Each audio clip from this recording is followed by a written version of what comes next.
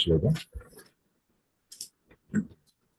मनुष्याणां सदस्वेषु कश्चित् यदनुसिद्धये यततामपि शुद्धानां कश्चिन्मां वेत्ति तत्त्वतः मनुष्याणां सदस्वेषु कश्चित् यदनुसिद्धये यततामपि शुद्धानां कश्चिन्मां वेत्ति तत्त्वतः. மொழிபெயர்ப்பு. ஆயிரம் ஆயிரம் மனிதர்களில் யாரேனும் ஒருவன் பக்குவம் அடைய முயற்சி செய்யலாம். அவ்வாறு பக்குவம் அடைந்தவர்களில் கூட யாரேனும் ஒருவனே என்னை உண்மையாக அறிகின்றான்.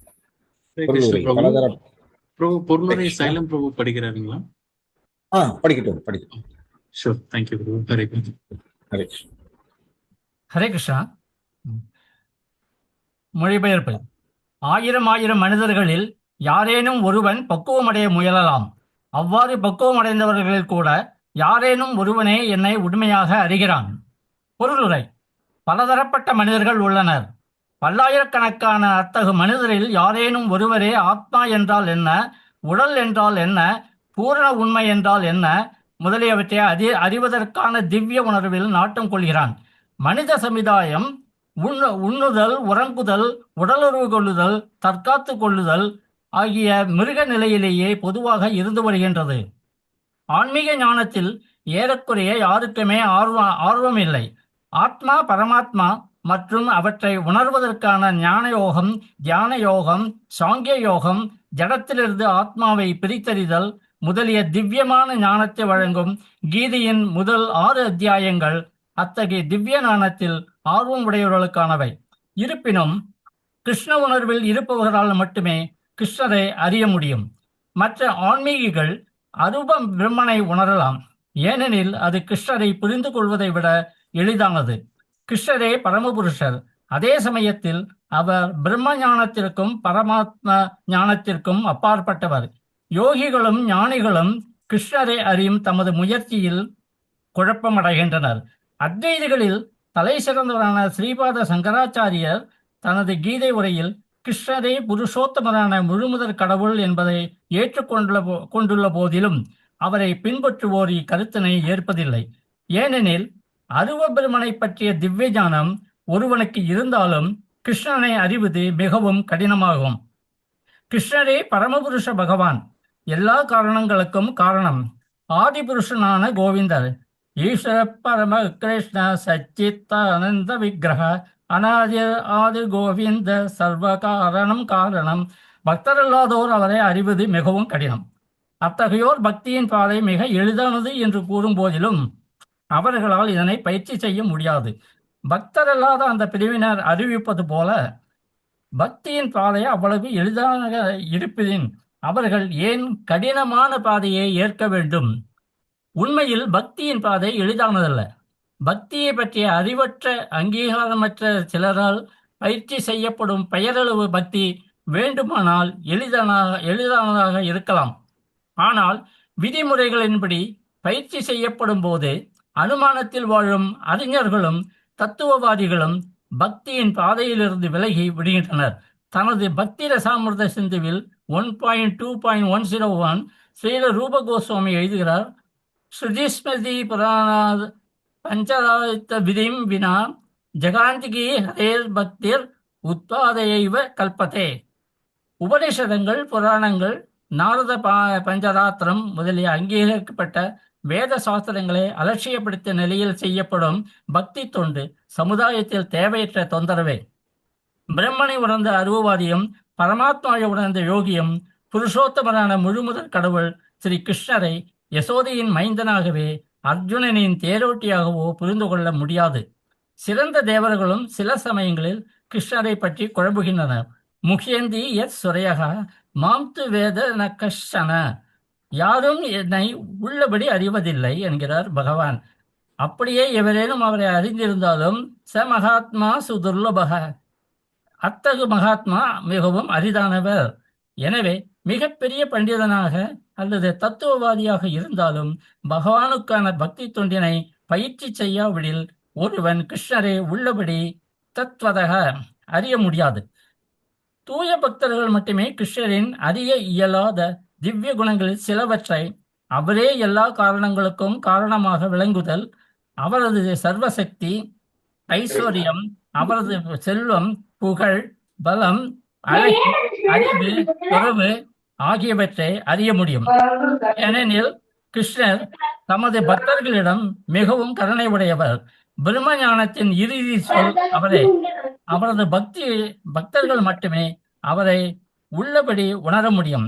எனவேதான் கூறப்படுகிறது, அத ஸ்ரீ கிருஷ்ணநாமாதி ந பவே கிராஹ்யம் இத்ரியைஹி சேவோன் முகேஹி ஜிஹ்வாதௌ ஸ்வயம் ஏவ ஸ்புரத் யதக.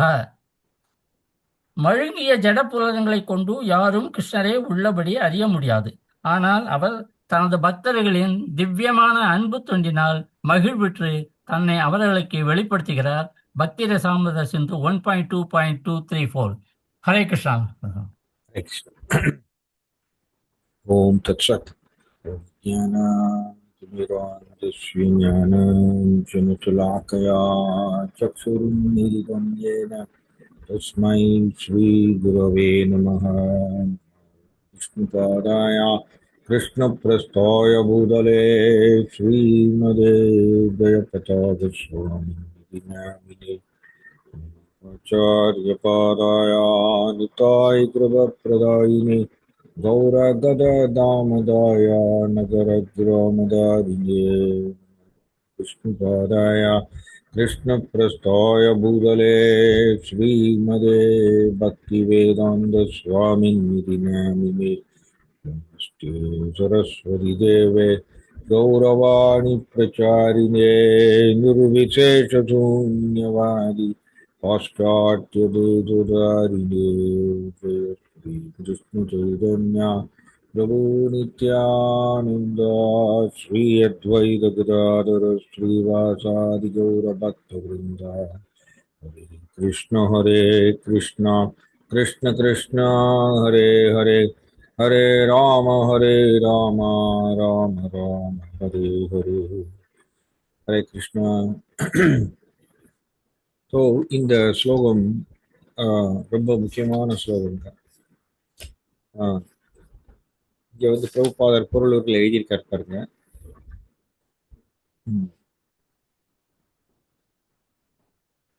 உண்மையில் பக்தி அவ்வளவு எளிதானதல்ல அப்படி எழுதியிருக்கார். பக்தியின் பாதை எளிதானதல்ல. அதை தான் நாம் இப்போ டிஸ்கஸ் பண்ண போறோம். ரைட்? உண்மையில் பக்தியின் பாதை எளிதானதல்ல. எஸ், பக்தி வந்து அவ்வளோ சீக்கிரம் கிடைக்காது. ஏன்னா இப்போ இது வந்து எனக்கு சதீஷ் குமார் பிரபு வந்து சொல்லியிருந்தார், இது கொஞ்சம் அட்வான்ஸ்டு கிளாஸ் அப்படின்னு. அதனால கொஞ்சம் நாம் அட்வான்ஸ்டு, கொஞ்சம் உயர்ந்த கொள்கைகளை நம்ம டிஸ்கஸ் பண்ண போகிறோம். பொதுவாக பக்திங்கிறது அவ்வளோ சீக்கிரம் கிடைக்காது. நலபியது யத் பிரமதாம் உபரி அரக, ஸ்ரீமத் பாகவதத்தை சொல்லியிருக்கு. உபரி அரக, பிரம்மலோகத்திலிருந்து பாதாள லோகம் வரைக்கும் அலைஞ்சு திரிஞ்சாலும் பக்தி கிடைக்காதாம். நலபியது. அப்போ ஒருத்தர் சொல்லாங்க, இல்லை எனக்கு கிடைச்சிருச்சே, நான் ஹரே கிருஷ்ணா ஜபம் பண்றேன், நான் கிருஷ்ணரை வழிபாடு செய்யறேன், நான் பகவத்கீதா படிக்கிறேன், நான் கிருஷ்ணருடைய புகழ மற்றவர்களுக்கு சொல்லிக் கொடுக்குறேன், ஸோ எனக்கு பக்தி கிடைச்சிருச்சே அப்படின்னு ஒருத்தர் வாதம் செய்யலாம். ஆக்சுவலி தூய பக்திங்கிறது பக்தி ரசாமிருத சிந்துவிலிருந்து இங்கே பிரபுபாதர் மேற்கோள் கொடுக்குறார். பக்தி ரசாமிருத சிந்துங்கிறது வந்து ஸ்ரீல ரூப கோஸ்வாமி, ஸ்ரீ சைத்தன்ய மகாபிரபுடைய நேரடி சீடர் ஸ்ரீல ரூப கோஸ்வாமி எழுதிய சாஸ்திரம். அந்த பக்தி ரசாமிருத சிந்துவில முதல் அத்தியாயத்துல தூய பக்தி தொண்டினுடைய குணநலன்கள் அப்படின்னு ஒரு அத்தியாயம் இருக்கு. அதுல தூய பக்தி தொண்டினுடைய குணநலன்கள்ல 6 குணநலன்கள் சொல்லப்பட்டிருக்கு. அதுல ஒன்று என்ன அப்படின்னா சுதுர்லபா அப்படின்னு சொல்லியிருக்கு. அது என்னதுங்க சுதுர்லபா? இங்கிலீஷ்ல வந்து ரேரிட்டி ரொம்ப அபூர்வம். தூய பக்தி தொண்டை பெறுவது அபூர்வம். ஏன்னா பிரபுபாதர் இந்த பொருள் உரையில் எழுதியிருக்கார், சமஹாத்மா சுதுர்லபக. பகவத்கீதாலையும் கிருஷ்ணன் அதை சொல்றார். அப்படிப்பட்ட வாசுதேவ சர்வமிதி சமஹாத்மா சுதுர்லபக. இதை நம்ம கூர்ந்து படிக்கணும். வாசுதேவ சர்வமிதி அப்படின்னா என்ன? எனக்கு எல்லாமே கிருஷ்ணர் தான் அப்படிங்கிற ஒரு கன்க்ளூஷன், அப்படிங்கிற ஒரு நம்பிக்கை இருக்கா நமக்கு? அப்படி கேட்டீங்கன்னா கேள்விக்குறிதான். எனக்கு எல்லாமே கிருஷ்ணர் தான், வாசுதேவ சர்வமிதி, ரைட்? அந்த மாதிரி ஒரு நம்பிக்கைக்கு நம்ம வந்துட்டோமா அப்படி கேட்டீங்கன்னா ஆக்சுவலி உண்மையிலேயே இல்லை. வந்துவது எனக்கு எல்லாமே கிருஷ்ணர் தான் அப்படிங்கிற ஒரு நம்பிக்கைக்கு உயர்ந்த ஒரு பக்தரை உதாரணமா சொல்லணும்னா பிரகலாதர் சொல்லலாம்.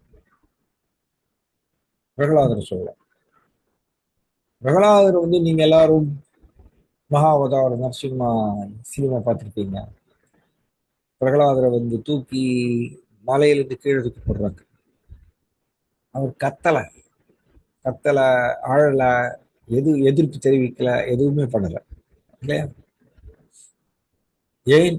பிரகலாதர் எனக்கு எல்லாமே கிருஷ்ணர் தான், எனக்கு எல்லாமே கிருஷ்ணர் தான். கிருஷ்ணர் அதான் ஆக்சுவலி ஸ்ரீல பக்தி வினோத் தாக்கூர் நம்ம சம்பிரதாயத்துல வந்து ஒரு பெரிய ஆச்சாரியர். அவர் பாடுறார், கிருஷ்ண மாதா, கிருஷ்ண பிதா, கிருஷ்ண தன பிரான். முன்னாடி சொன்ன மாதிரியே 18 நாள் வகுப்பு மாதிரி இருக்காது, கொஞ்சம் உயர்ந்த கருத்துக்கள் தான். 18 நாள் வகுப்புகள் வந்து ஜஸ்ட் உங்களுக்கு எல்லாருக்கும் அறிமுகத்தை கொண்டு வர்றது, பகவத்கீதா பற்றி நம்ம ஒரு அறிமுகத்தை கொண்டு வருது. இது வந்து கொஞ்சம் உயர்ந்த வகுப்புகள். ஸோ ஸ்ரீல பக்தி வினோத் தாக்கூர் நம்ம சம்பிரதாயத்துல வந்த ஒரு அற்புதமான ஒரு ஆச்சாரியர். அவர் என்ன சொல்றாரு, கிருஷ்ண மாதா, கிருஷ்ண பிதா, கிருஷ்ண தன பிரான். கிருஷ்ணதான் என்னுடைய அம்மா, கிருஷ்ணதான் என்னுடைய அப்பா. கிருஷ்ண தனா அப்படின்னா கிருஷ்ணதான் என்னுடைய செல்வம். கிருஷ்ண தன பிரான். பிரான்னா என்ன? பிராணா. பிராணா வந்து எப்படி? உடம்புல உயிர் மூச்சுன்னு சொல்லுவோம் தமிழ்ல. உயிர் மூச்சு இல்லைன்னா உடம்பு டெட் பாடி இல்லையா? உயிர் மூச்சு இல்லைன்னா, ஒரு செகண்ட் இல்லைன்னா, உயிர் மூச்சு இல்லைன்னா உடம்பு வந்து டெட் பாடி. அப்போ அந்த உயிர் மூச்சு இல்லாமல் இந்த உடம்பு வாழ முடியாது, இருக்க முடியாது. அதே மாதிரி ஸ்ரீல பக்தி வினோத் தாக்கூர் சொல்றாரு, கிருஷ்ண தன பிரான். கிருஷ்ணா தான் என்னுடைய உயிர் மூச்சுன்னு சொல்றாரு. கிருஷ்ணா என்னுடைய பிராணா. அப்படின்னு அர்த்தம், கிருஷ்ணர் இல்லாமல் என்னால் வாழ முடியாது. ரூபாரிடத்தில் எழுதுறார், தூய பக்தர் எப்படிப்பட்டவராமா? தூய கிருஷ்ண பக்தர் எப்படியாமா? ஒரு மீன் வந்து தண்ணீர் இல்லாம ஒரு நொடி கூட வாழ முடியாது, துடிக்கும் இல்லையா? அந்த மாதிரி ஒரு தூய பக்தராமா. கிருஷ்ணருடைய பிரிவிலேயே ஏங்குவாராமா. நம்முடைய ஹிருதயத்துல கிருஷ்ணரை விட்டு பிரிந்திருக்கக்கூடிய ஏக்கம் 24 hours வரணுமாமா. அதுதான் தூய பக்தருடைய லட்சணம்.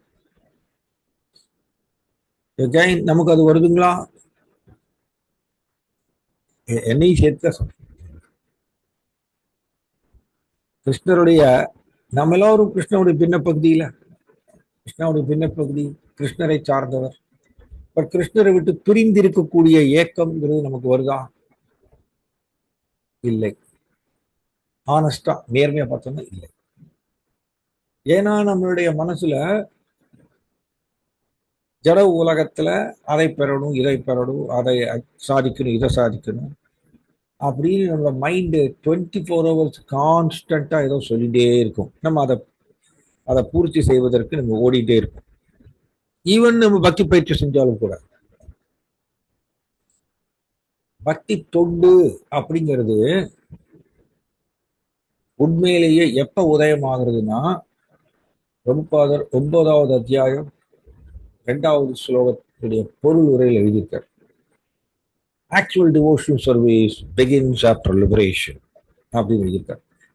தமிழ்ல சொல்லணும்னா உண்மையான பக்தி தொண்டு முக்திக்கு அப்புறம் தான் தொடங்குறதா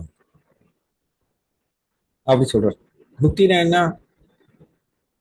உடல் கண்ணோட்டத்திலிருந்து விடுபட்ட நிலை. ஆத்மா நான் கிருஷ்ணனுடைய பின்ன பகுதி அப்படிங்கிறத உணர்ந்தவர். நம்ம இது தெரிஞ்சுட்டு இருக்கோம். நம்ம ஆத்மா நான் கிருஷ்ணனுடைய பின்ன பகுதிங்கிறது தெரிஞ்சுட்டு இருக்கோம். ஆக்சுவலி பகவத்கீதால ஒரு அருமையான ஒரு ஸ்லோகம் இருக்கு 13வது அத்தியாயத்துல. இதம் ஞானம் உபாசுத்திய மம சாதர்வியம் ஆகதாக சர்க்கேவி நோபஜாயந்தே பிரளயே நவ்யதந்திச்ச. வெரி இம்பார்ட்டன்ட் ஸ்லோகம். கிருஷ்ணன் சொல்றார், நான் போதித்த இந்த ஞானம், இந்த ஞானத்தில் யார் ஒருவர் நிலை பெறுகின்றாரோ உபாசுத்திய. எப்படிங்க இந்த ஸ்லோகத்துக்கு திரும்ப வருவோம். 1ஆம் கிளாஸ் படிக்கக்கூடிய ஒரு குழந்தை கணக்கு எப்படி படிக்கும்? கணக்கு 1 + 2 3, 3 + 2 = 5 அப்படிங்கிறது சின்ன சின்ன இந்த கணக்கு தான் அது படிக்கும். அதே பிஎஸ்சி மேத்தமேட்டிக்ஸ் படிக்கக்கூடிய ஒரு பையன் 1 + 2 = 3 படிக்க மாட்டார். அவர் உயர்ந்த கணக்கில் இருக்கக்கூடிய உயர்ந்த படிப்பு படிப்பார். அது மாதிரிதான் நாம் எல்லோருமே உயர்ந்த கொள்கைகளை, ஆன்மீகத்தினுடைய உயர்ந்த கொள்கைகளை தெரிந்து கொண்டால்தான் அந்த உயர்ந்த கொள்கைகள் தத்துவங்களை பயிற்சி செய்வதற்கு நாம் முயற்சி செய்வோம், ஆசைப்படுவோம். அதுக்கோசரம் தான் உயர்ந்த தத்துவங்கள் கொள்கைகளை டிஸ்கஸ் பண்றோம். உயர்ந்த தத்துவங்கள் கொள்கைகளை டிஸ்கஸ் பண்ணலன்னு வச்சுக்கோங்களேன், நம்ம எல்லாரும் என்ன நினைச்சுப்போம்னா, நான் பண்ற பக்தி பயிற்சியே மிக உயர்ந்த தூய பக்தி அப்படின்னு நினைச்சுப்போம். அதனாலதான் உயர்ந்த கொள்கைகளை நாம டிஸ்கஸ் பண்ணினோம்னா அந்த உயர்ந்த தத்துவங்களை நான் பயிற்சி செய்ய வேண்டும் நம்ம ஏற்றம் பெறுவோம், முயற்சி செய்வோம். கிருஷ்ணா என்ன சொல்றார்? இதம் ஞானம் உபாசுத்திய மமசாதர்வியம் ஆகதாக. நான் போதித்த இந்த ஞானத்தில் யார் ஒருவர் நிலை பெறுகின்றாரோ, அல்லது வேற விதமா சொல்லணும், உபாசுத்திய அப்படின்னா ஆஸ்ருத்திய, இந்த ஞானத்துக்கு யார் ஒருவர் அடைக்கலம் எடுத்துக் கொள்கின்றாரோ, புரியுதுங்களா? அல்லது எளிமையா சொல்லணும்னா இந்த ஞானத்தில் நிலை பெறுதல் என்ன அர்த்தம்னா, ஞானத்தை தெரிந்து கொள்வது ஒன்று, ஞானத்தில் நிலை பெறுவதுங்கிறது கடினம், மிகவும் கடினம். ஞானத்தில் நிலை பெறுவதற்கு தடையாக இருப்பது நம்மளுடைய மனம். நம்முடைய மனம் பல நேரங்களை நாம் மனம் சொன்னபடி கேட்போம், ஈவன் நம்ம பக்தி பயிற்சி செஞ்சுட்டு இருந்தாலும் கூட. அதனாலதான் கிருஷ்ணன் இந்த ஸ்லோகத்தை சொல்றாரு, ஆயிரக்கணக்கான மனிதர்களில் யாரும் ஒருவர் தான் முக்தி அடைய முயற்சி செய்கின்றார். அண்ட் முக்தி அடைந்தவர்கள் எல்லாத்தையும் திரட்டினீங்கன்னா யாரேனும் ஒருவர் தான் கிருஷ்ணரை புரிந்து கொள்கின்றார். கிருஷ்ணரை புரிஞ்சுட்டோம்னா நாம 24 hours கிருஷ்ணனுடைய பிரிவில் வாடுவோம், கிருஷ்ணனுடைய இயக்கத்திலேயே அழுவோம். நம்ம அதுதான் கிருஷ்ணரை புரிந்த நிலை. ரைட்? நம்ம எல்லாரும் கிருஷ்ணரை பத்தி தெரிஞ்சுட்டு இருக்கோம் செய்தி ரீதியாக, அவ்வளவுதான். ஆனா கிருஷ்ணரை புரிந்து கொண்டாச்சுன்னா அவர் வேற எதையும் இந்த உலகத்தில் விரும்ப மாட்டார், வேற எதையும் விரும்ப மாட்டார். அண்ட் கிருஷ்ணருடைய பிரிவிலேயே ஒரு வாடுவார் 24 hours. அப்படிதான் பெரிய பெரிய சிறந்த பக்தர்கள் இந்த மாதிரி நடந்து கொண்டிருக்காங்க. சோ இந்த ஞானத்தில் யார் ஒருவர் நிலை பெறுகின்றாரோ அவர் மமசாதர்வியம் ஆகதாக. மமசாதர்வியம் ஆகதாக என்ன அர்த்தம்? என்னை போன்ற தெய்வீக இயற்கையை அடைவார்கள். அதே என்னங்க தெய்வீக இயற்கை? கிருஷ்ணா எந்த மாதிரிய தெய்வீக இயற்கையை வைத்துக் கொண்டிருக்கின்றார்? அவருடைய ரூபம் சச்சிதானந்த ரூபம், சத் சித் ஆனந்தா, நிரந்தரமானது, ஆனந்தமயமானது, அறிவுமயமானது. அவருடைய ரூபம், கிருஷ்ணருடைய ரூபம் இப்படிப்பட்டது. இந்த மாதிரி எலும்பு சதை, பிளட்டு, ஜோக்கஸ், பைல்ஸ் இந்த மாதிரியான ஒரு உடல் கிடையாது கிருஷ்ணனுடைய ரூபம். கிருஷ்ணனுடைய ரூபம் தெய்வீக ரூபம். அதுக்கு பேர் தான் தெய்வீக இயற்கைன்னு சொல்லுவோம் தமிழ்ல. ஸோ மமசாதர்மியம் ஆகதாகா, யார் ஒருவர் நான் போதித்த இந்த தத்துவத்தில் நிலை பெறும் பொழுது, இந்த ஞானத்தில் நிலை பெறும் பொழுது அவர் என்னை போன்ற தெய்வீக இயற்கையை அடைகின்றார்.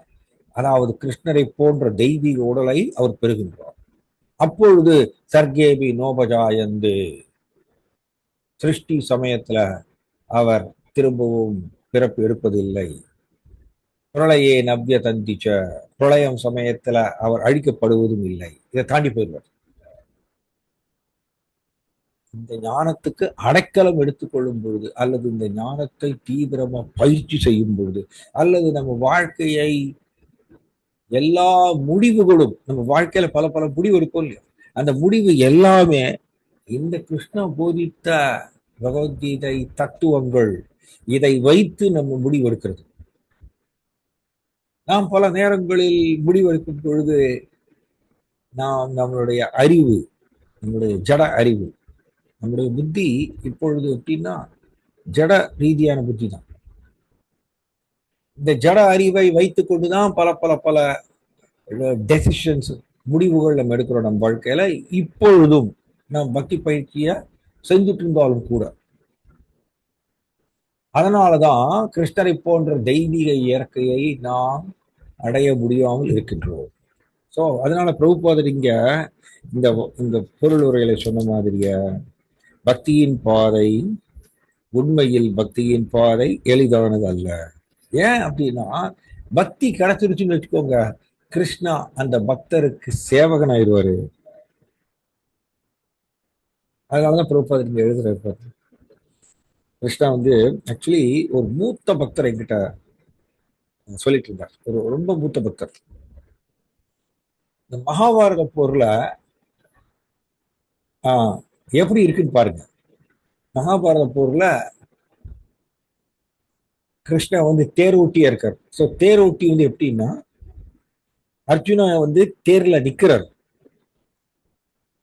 அவருடைய எங்க நிக்கிறாரோ அது இந்த பாதத்திலிருந்து கீழே தேரோட்டி கீழே உட்காருவார். எப்பவுமே அப்படிதான். தேரோட்டி கீழே உட்காருவார். அண்ட் அந்த வீரர், மாவீரர் நிற்பார். நின்றுட்டு அம்புகளை எல்லாம் வீசுவார். அப்ப அர்ஜுனா நிக்கிறார். அர்ஜுனனுடைய பாதத்துக்கு நேராக கிருஷ்ணருடைய தோள், கிருஷ்ணருடைய தலை எல்லாம் இருக்கு. கீழே கிருஷ்ணா கீழே உட்கார்ந்துருக்கார். புரியுதுங்களா? ரைட். இப்படிதான் தேரோட்டியில் இருக்கார். தேர்ல கிருஷ்ணன் இப்படிதான் இருக்கார். அண்ட் இந்த மகாபாரத போர்ல எப்படின்னா, பிரபுபாதர் சொல்றார் ஒரு சொற்பொழிவுல, 40 பில்லியன் சோல்ஜர்ஸ், வீரர்கள்லாம் அதுல எல்லாரும் வருவாங்க, அரசர்கள் எல்லாரும். 40 பில்லியன் அவங்க இறந்து போயிருக்காங்களாம் மகாபாரத போர்ல. 40 பில்லியன் சோல்ஜர்ஸ், வீரர்கள் இறந்து போறாங்கன்னா அது எவ்வளவு பெரிய போர், எத்தனை பேர் இருப்பாங்க, அப்ப எத்தனை பேர் கலந்து கொண்டிருப்பாங்க, கொஞ்சம் யோசிச்சு பாருங்க. அண்ட் இதுல எப்படின்னா, யானைப்படை இருக்கும், குதிரைப்படை இருக்கும், காலாட்படை இருக்கும், இதெல்லாம் இருக்கும். இந்த படைகள் எல்லாம் இருக்கும். இந்த யானையை வீரர்கள் போர்க்களத்துல யானையுடைய இதுல ஈட்டி எடுத்து குத்துவாங்க, யானையுடைய தலையை கட் பண்ணுவாங்க, அப்படியெல்லாம் நடக்கும். ஏன்னா மகாபாரத போர் அப்படிப்பட்டது. ஏகப்பட்ட 40 பில்லியன் சோல்ஜர்ஸ் இறந்துருக்காங்க. அப்ப இந்த யானையும் நிறைய இறந்து போயிருக்கும். இந்த யானையெல்லாம் இந்த ஈட்டியை வச்சு குத்தும் பொழுது, தலை கட்டாகும் பொழுதெல்லாம் யானை பிளிருமாமா, பயங்கர சவுண்டா கத்துமாமா. ஹெவி சவுண்ட் இருக்குமாம். இது ஒரு யானை இல்லைங்க, ஏகப்பட்ட யானைகள் இந்த மாதிரி பிளிருவாங்க. அப்புறம் குதிரைகள், குதிரைப்படை இருக்கும். இந்த குதிரை அதுக்கு வந்து கால் உடைஞ்சு போயிடும். இந்த போர்க்களத்துல வீரர்கள் காலை வெட்டிடுவாங்க. அந்த மாதிரி எல்லாம் நடக்கும். அப்ப குதிரை வந்து பயங்கரமா கத்தும், வலி தாங்க முடியாம கத்தும். இது மட்டுமா, எத்தனையோ வீரர்கள் கொல்லப்பட்டாங்க. சில பேருடைய வீரர்களுடைய தலை கட்டாயிரும், சில பேருக்கு வந்து கை கட்டாயிரும், கால் கட்டாயிரும், காது கட்டாயிரும். இந்த மாதிரி எல்லாம் நடக்கும். அப்ப வீரர்கள் வந்து கை கட்டாகும் பொழுது வலியில கதறுவாங்களாம். இந்த மாதிரி ஹெவி சவுண்ட் இருக்குங்க. கொஞ்சம் கற்பனை பண்ணி பாருங்க எப்படி இருக்கும். ஸோ மகாபாரத போர்க்களம் ஹெவி சவுண்ட் இருக்குமா, காதே கிழிஞ்சிருவாமா, அவ்வளவு சவுண்ட் இருக்குமாமா. இந்த சவுண்டுல அர்ஜுனாவை தாக்குறதுக்கு கௌரவர் சைட்ல இருந்து பீஷ்மதேவர் சரமாரியா அம்புகளை விடுறாரு. ஏன்னா அர்ஜுனா, அது துரியோதனன் வந்து பீஷ்மதேவரை தூண்டி விட்டதுனால. பீஷ்மதேவர் மிகச்சிறந்த கிருஷ்ண பக்தர், உள்ளூர வெளிப்புற ரீதியா அவர் துரியோதனனுக்கு சப்போர்ட் பண்றாரு. துரியோதனன் வந்து பீஷ்மதேவரை தூண்டி விடுறாரு, நீங்க வந்து நாளைக்கு அர்ஜுனனை கொல்லணும் அப்படின்னு. ஸோ பீஷ்மதேவர் சவால் கொடுத்துடுறாரு. பீஷ்மதேவர் வந்து எப்படி மகாரதி, மகாரதின்னு எப்படின்னா ஒரு போர் வீரர் தேர்ல நின்றுட்டு ஒரே சமயத்துல 1000 போர் வீரர்களை அவங்களால கையாள முடியுமா, அவங்க பேர் மகாரதி. ஏக்கரதி, தசரதி, மகாரதி இப்படி எல்லாம் இருக்காங்க. ஏக்கரதினா எப்படின்னா தேர்ல நிற்கிறாரு, இன்னொரு வீரர் மட்டும், அந்த ஒரு வீரர் மட்டும்தான் அவரால் கையாள முடியும். தசரதி அப்படின்னா ஒரு தேர்ல நிற்கிறார், அந்த 10 வீரர்கள் அவரால் கையாள முடியும். அதாவது ஒரு வில்ல விடுவாங்க, ஒரு அம்பை விடுவாங்க, அதுல இருந்து 10 அம்புகள் வந்து பிரிந்து போய் 10 பேர் தாக்குவாங்க. அந்த மாதிரி மந்திரங்களை எல்லாம் பிரயோகம் பண்ணுவாங்க. அவங்க பேர் தசரதி. மகாரதி எப்படி ஒரு அம்பு விட்டாங்கன்னா அதுல இருந்து 1000 அம்புகள் உருவாகி 1000 பேருடைய தலையை கட் பண்ணுவாங்க. இது பேர் தான் மகாரதின்னு சொல்றோம். ஸோ பீஷ்மதேவர் அந்த மாதிரி மகாரதி. ஒரே சமயத்துல 1000 வீரர்கள் அவரால் கையாள முடியுமா, அவ்வளவு மந்திர பலம். தனுர் வேதம் சொல்லுவோம் இல்லையா, அந்த மந்திர பலத்தை தெரிந்தவர் இந்த பீஷ்மதேவர். அதை பிரயோகம் பண்ணக்கூடியவர், ரைட் டைம்ல அதை பிரயோகம் பண்ணுவார், எக்ஸ்பர்ட் அவர். வயசானவரா இருந்தாலும் கூட பீஷ்மதேவரை யாராலையும் தோற்கடிக்க முடியாதாங்க. ஈவன் அர்ஜுனனால பீஷ்மதேவரை தோற்கடிக்க முடியாது. அந்த பீஷ்மதேவர் சரமாரியா அம்புகளை வீசுறார் அர்ஜுனனை கொல்றதுக்கு. அம்புகள் வருதாமா, நேர கழுத்துக்கு நேரம் வருது, தலைக்கு நேரம் வருது, இப்படி எல்லாம் வருது. ஸோ அர்ஜுனா வந்து கிருஷ்ணாட்ட சொல்லவா முடியும், வாய் திறந்து சொல்ல முடியுமா, கிருஷ்ணாவால கேட்க முடியுமா?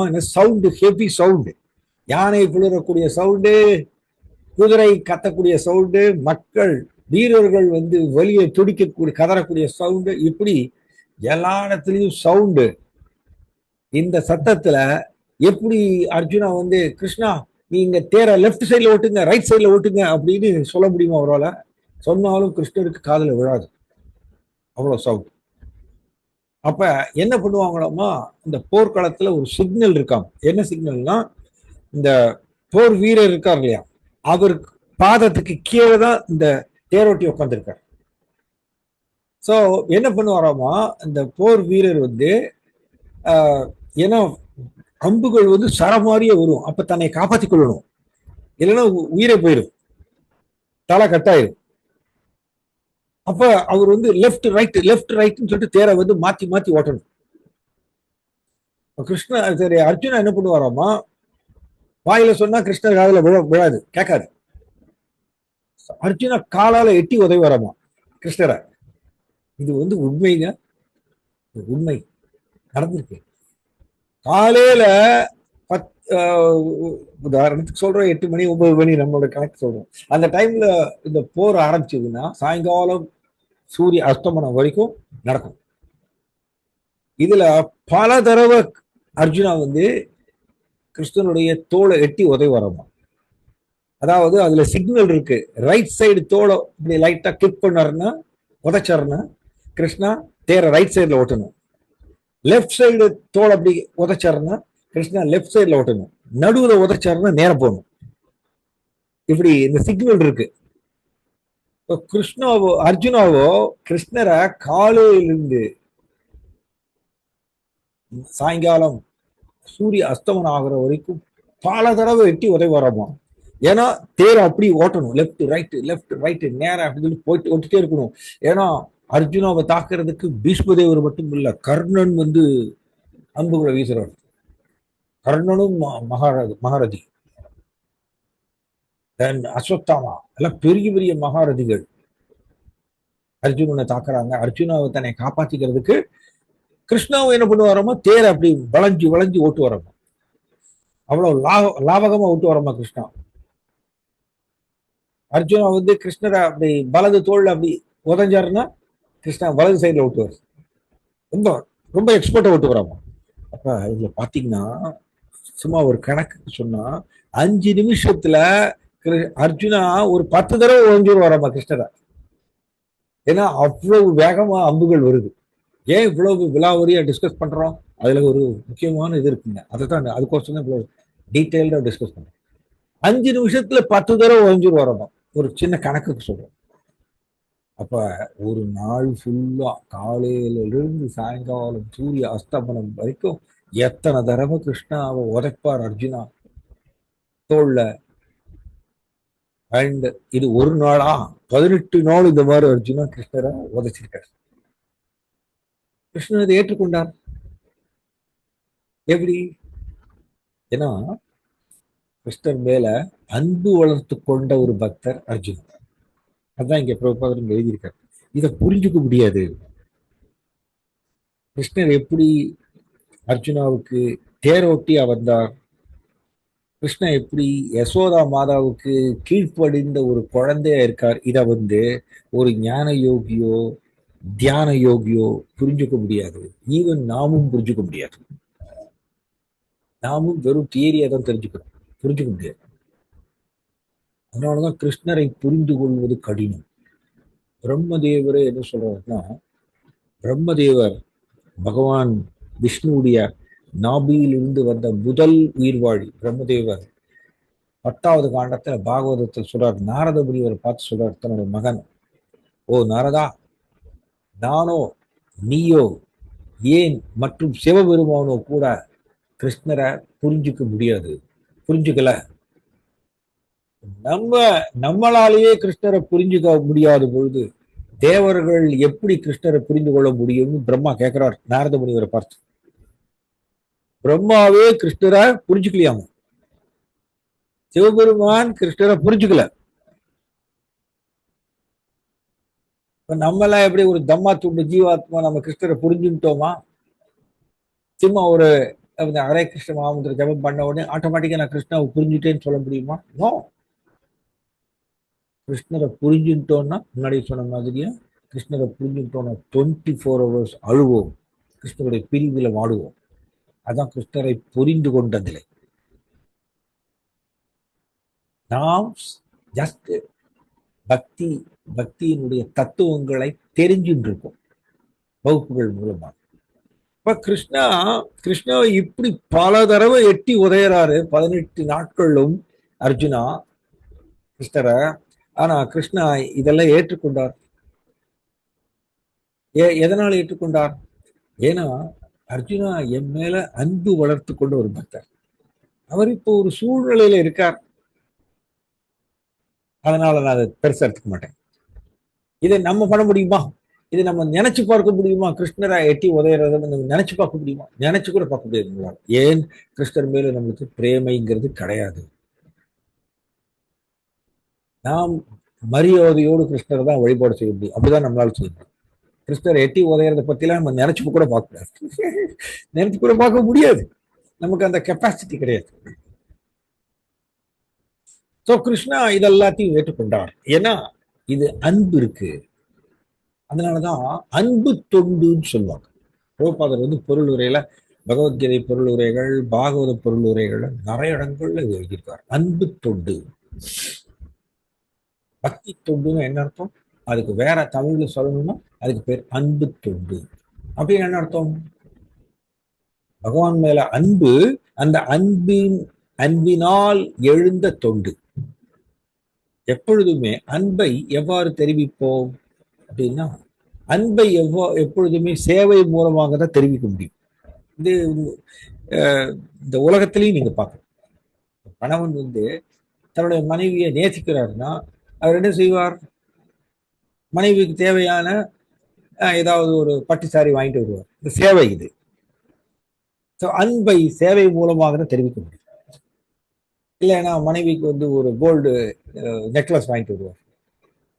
அதே மாதிரி மனைவியும் கணவரை நேசிக்கிறாங்கன்னா கணவருக்கு பிடித்த பதார்த்தங்களை எல்லாம் செய்வார். எப்பொழுதுமே அன்பை சேவை மூலமாக தான் தெரிவிக்க முடியும். அப்ப அன்பு தொண்டுன்னா என்ன அர்த்தம்னா, கிருஷ்ணரின் மேல் அன்பு, அந்த அன்பை தெரிவிக்கும் விதம் தொண்டு, சேவை. அதுக்கு பேர் தான் அன்பு தொண்டு. அதனாலதான் அன்பு தொண்டுங்கிறது அவ்வளவு சீக்கிரம் உதயமாகாது. நம்ம எல்லாருமே ஹரே கிருஷ்ணா, நீங்க எத்தனை பேர் ஹரே கிருஷ்ணா ஜபம் பண்றீங்க? கை உயர்த்துங்க பார்க்கலாம். டிஜிட்டல் ஹேண்ட்ஸ், கை உயர்த்துங்க. எத்தனை பேர் டெய்லி ஹரே கிருஷ்ணா ஜபம் பண்றீங்க? Nice nice. டிஜிட்டல் ஹேண்ட்ஸ் உயர்த்துங்க. டெய்லி எத்தனை பேர் ஹரே கிருஷ்ணா ஜபம் பண்றீங்க? வண்டர்ஃபுல். அவ்வளவுதானா? மற்றவங்களும் பண்ணல போல இருக்கு. மற்றவங்களாம் பண்ணலையா? சரி, மற்றவங்களாம் தயவு செய்து பண்ணுங்க. ஹரே கிருஷ்ணா மந்திர ஜபம் பண்ணுங்க, ரொம்ப முக்கியமானது. சோ இப்ப ஜபம் பண்றவங்களுக்கு நான் சொல்றேன் எப்படின்னா, நாம் ஜபம் செய்வது அன்பினால் நம்ம ஜபம் செய்கின்றோமா சொல்ல முடியாது. எனக்கு அன்பு கிருஷ்ணர் மேல, அதனால நான் இந்த ஜபத்தை செய்கின்றேன் அப்படிங்கிற ஒரு மனப்பான்மையா நம்மளுக்கு இருக்கு கிடையாது. நான் ஜஸ்ட் ஹரே கிருஷ்ண மகாமந்திர ஜபம் பண்ணும்போது மெக்கானிக்கலா தான் பண்ணுவேன். கரெக்ட் தானே? ஒண்ணுமே இல்லாததுக்கு இங்கிலீஷ்ல சொல்லுவாங்க, something is better than nothing. ஞான யோகியா இருக்கிறதுக்கு இது பரவாயில்ல. சோ அப்ப நம்ம பண்ற பக்தி பயிற்சி எல்லாம் எப்படிப்பட்டதுன்னா, கலப்படம் உள்ள பக்தி. ஏன்னா சேம் ஸ்ரீல ரூப கோஸ்வாமி பக்தி ரசாமிருத சிந்துல உத்தம பக்தினா என்னன்னு எழுதுறாரு. உத்தம பக்தி அப்படின்னா என்ன? அந்நிய அபிலாஷிதா சூன்யம் ஞான கர்மாதி அனாவிரதம் ஆனுகூல்யேன கிருஷ்ணானுசீலனம் பக்தி உத்தமா. எது உத்தம பக்தி? பக்திர் உத்தமா அப்படின்னு சொல்றாரு. எது உத்தம பக்தி? அந்நிய அபிலாஷித சூன்யம். கிருஷ்ணரை தவிர்த்து மற்ற ஆசைகள் ஜீரோவா இருக்கணுமா? எப்படிங்க? இப்ப அபிலாஷி தானே ஆசை. அந்நிய அப்படின்னா கிருஷ்ணரை தவிர்த்து மற்ற ஆசைகள் எப்படி இருக்கணுமாமா? ஜீரோவா இருக்கணுமா? நமக்கு அப்படியா இருக்கு? நமக்கு கிருஷ்ணரை தவிர்த்து மற்ற ஆசைகள் கிடையாதா? நமக்கு எல்லாருக்கும் ஹிருதயத்துல இல்லையா, நம்ம மனசுல கிருஷ்ணரை தவிர்த்து நிறைய வச்சிருக்கோம் ஆசைகள். நாம் ஹரே கிருஷ்ண ஜபம் செய்வோம், கிருஷ்ணரை முழு முதற் கடவுளா ஏற்றுக்கொள்வோம். இருந்தாலும் கிருஷ்ணரை தவிர்த்து நாம் மற்ற ஆசைகள் நிறைய வச்சுட்டு இருப்போம். அதான் முன்னாடியே சொன்னோம், தூய பக்தர்னா யாரு? தூய பக்தர்னா கிருஷ்ணரை மட்டுமே விரும்புபவர். அதான் அவர். அதனாலதான் பிரகலாதர், பக்த பிரகலாதர் அப்படிப்பட்டவர். கிருஷ்ணரை மட்டுமே விரும்புபவர், வேற எதையும் விரும்பாதவர். அதான் தூய பக்தர். இந்த உலகத்துல அவர் எதையும் விரும்புவதில்லை. ரொம்ப டஃப்ங்க, இதை பெறுவது ரொம்ப கடினம். அதனாலதான் கிருஷ்ணன் இந்த ஸ்லோகத்துல அப்படி சொல்லிட்டாரு. இப்படி நாம் இந்த ஜட உலக ஆசைகள் நாம ஹிருதயத்துல வச்சுட்டு இருந்தோம்னா கிருஷ்ணரை புரிந்து கொள்ள முடியாது, கிருஷ்ணரை பார்க்கவும் முடியாது. நம்மளால இப்ப கிருஷ்ணரை பார்க்க முடியுதா? நம்மளால கிருஷ்ணரை பார்க்க முடியுதா? இல்ல, நம்மளால இப்ப கிருஷ்ணரை பார்க்க முடியல. ஏன் கிருஷ்ணரை பார்க்க முடியல? ஸ்ரீமத் பாகவதத்துல ஒரு ஸ்லோகம் வருது, பகவானே இதை சொல்றோம். அவிபக்வ கஷாயானம். அவிபக்வ கஷாயானம் அர்த்தம்னா, ஹிருதயத்துல அனுபவிக்கணுங்கிற ஆசை வைத்துக் கொண்டிருப்பவர்கள் அவர்களால் என்னை பார்க்க முடியாதுன்னு பகவான் சொல்றாரு. முதல் காண்டத்துல வருது பாகவதத்துல. நம்மளால இப்ப கிருஷ்ணரை பார்க்க முடியல. ஏன் பார்க்க முடியலன்னா கிருஷ்ண பரிசுத்தமானவர், பவித்ரம் பரமம் பவான். பிரபுபாதர் ரொம்ப அருமையா சொல்வார். பிரம்மைவசன் பிரம்மா பேதி அப்படின்னு சொல்லுவார். அர்த்தம் என்ன? கிருஷ்ணா பரபிரம்மன். நான் பக்கத்துல போகணும்னா நான் பிரம்மனா இருக்கணுமா? அப்படியே என்ன அர்த்தம்னா நான் ஆத்மாங்கிற தளத்துல இருக்கணும். ஆத்மாங்கிற தளத்துல இருந்து கொண்டு நான் கிருஷ்ணரை நோக்கி அன்பு செலுத்தினால் மட்டும்தான் கிருஷ்ணர் பக்கம் போக முடியும். பிரபுபாதர் இதுக்கு ஒரு விளக்கம் கொடுப்பார், உதாரணம் கொடுப்பார். சூரியன் பக்கம் போகணும்னா நான் ஃபயரா மாறணும். கரெக்ட் தானே? சூரியன் நெருப்பு கோலம் சொல்லுவோம். சூரியன் பக்கம் போகணும்னா நம்ம இதே உடலோட நம்ம சூரியன் பக்கம் போக முடியுமா? முடியாது. நான் நெருப்பா மாறணும். நெருப்பா மாறினா சூரியன் பக்கம் போக முடியும். சூரியனுக்கே இப்படின்னா சூரியன் ஒரு தேவர் தான், முழுமுதற் கடவுள் கிடையாது சாஸ்திர பிரகாரம். சூரியன் பக்கத்துல போறதுக்கே நம்ம நெருப்பா மாறினாதான் ஒரு பக்கம் போக முடியும் சொல்ல போகுது. முழுமுதற் கடவுள் ஆகிய கிருஷ்ணா பகவான் அவர் பக்கம் நான் போகணும்னா நானும் பரிசுத்தமானவரை மாறினதான் ஒரு பக்கம் போக முடியும். ஏன்னா கிருஷ்ணா பரிசுத்தமானவர், அப்பழுக்கற்றவர். ஈசோபனிஷதத்துல வருது. 108 உபனிஷதங்கள்ல ஒரு உபனிஷதம் ஈசோபனிஷதம். சுத்தம் அபாபவித்தம் அப்படின்னு சொல்லியிருக்கு. சுத்தம்னா எல்லாருக்கும் தெரியும், கம்ப்ளீட் பியூர். அபாபவித்தம் அப்படின்னா பாவம் கிருஷ்ணரை டச் பண்ணாதான். இந்த பகவத்கீதால சர்வதர்மான் பரித்யாஜ்ய மாமேகம் சரணம் பிரஜ அகம் துவாம் சர்வ பாவேப்யோ மோக்ஷயிஷ்யாமி மா சுச்சக படிக்கிறோம்.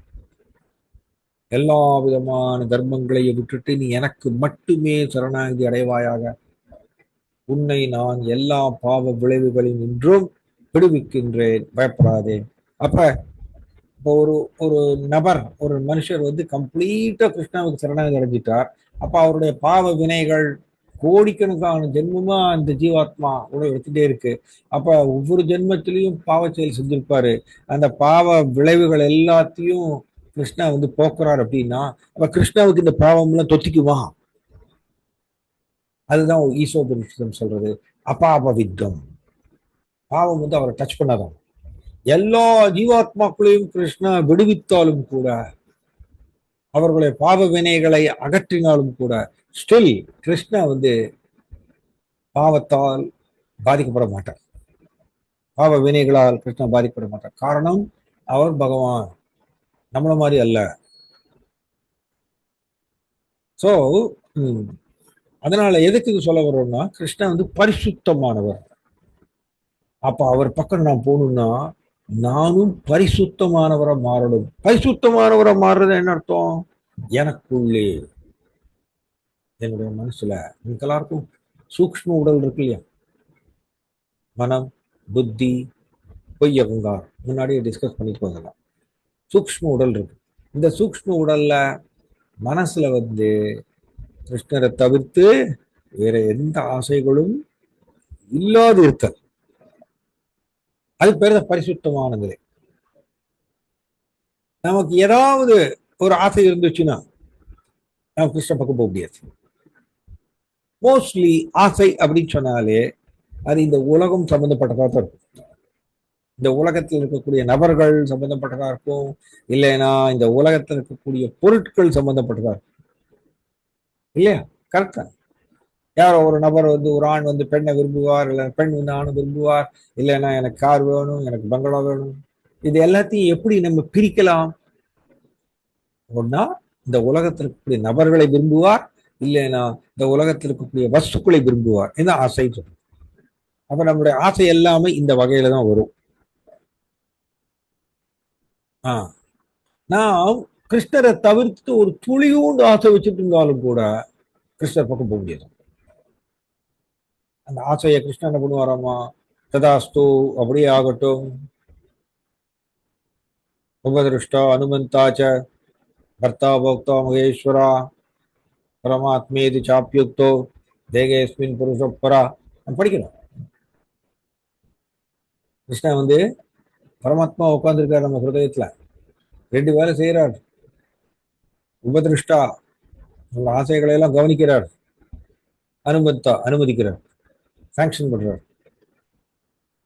அப்ப நம்ம ஏதாவது ஆசைப்பட்டோம்னு வச்சுக்கோங்க, நம்ம பக்தி பயிற்சி செஞ்சுட்டு இருப்போம், ஹரே கிருஷ்ணா ஜபம் பண்ணுவோம், பட் ஏதாவது ஆசை வச்சிருப்போம். கிருஷ்ணா என்ன பண்ணுவார்? கவனிப்பார். பரமாத்மா உடனே கவனிச்சிடுவார், உபதிருஷ்டா பார்த்துருவார். பரமாத்மா இருந்து எதையும் மறைக்க முடியாது. நம்ம ஏதாவது ஒரு ஆசை, வேண்டாத ஆசையை வச்சுட்டு இருந்தோம்னா கிருஷ்ணா பார்த்துட்டு ததாஸ்து அப்படி ஆகட்டும் சாங்ஷன் பண்ணிடுவார். சாங்ஷன் பண்ணிட்டாருன்னா அந்த ஆசையை பூர்த்தி செய்வதற்கு நம்ம உடல் எடுக்க வேண்டும். அப்ப கிருஷ்ணன் பக்கம் போக முடியாது, கிருஷ்ணனோட உலகத்துக்கு போக முடியாது. அதனாலதான் பிரபுபாதர் எழுதுகிறார், unless one is freed from all material desires, one cannot taste the honey from the Lord's lotus feet. பிரபுபாதர் எழுதினது நம்ம டிஸ்கஸ் பண்றோம். என்ன சொல்றார்? ஒருத்தர் எல்லா விதமான ஜட ஆசைகளில் இருந்தும் விடுபடாத வரைக்கும் அவரால் கிருஷ்ணருடைய தாமரை பாதத்தை சுவைக்க முடியாது. அதனாலதான் சொன்னோம், நம்ம கிருஷ்ணரை சுவைச்சிட்டோம்னா இந்த உலகத்தில் எதுவுமே வேண்டாம்னு சொல்லுவோம். ஏன்னா கிருஷ்ணரை சுவைத்தல்ங்கிறது அப்படிப்பட்ட உன்னத நிலைங்கிறது, தெய்வீக நிலை. சில பேர்லாம் சொல்லுவாங்க, எனக்கு நாமத்துல எனக்கு ருச்சி வந்துடுச்சு. நாமமும் கிருஷ்ணரும் ஒன்று, நாமமும் கிருஷ்ணரும் ஒன்று. எனக்கு நாமத்துல ருச்சி வந்துருச்சு அப்படின்னா என்னால கிருஷ்ணரை சுவைக்க முடியும்.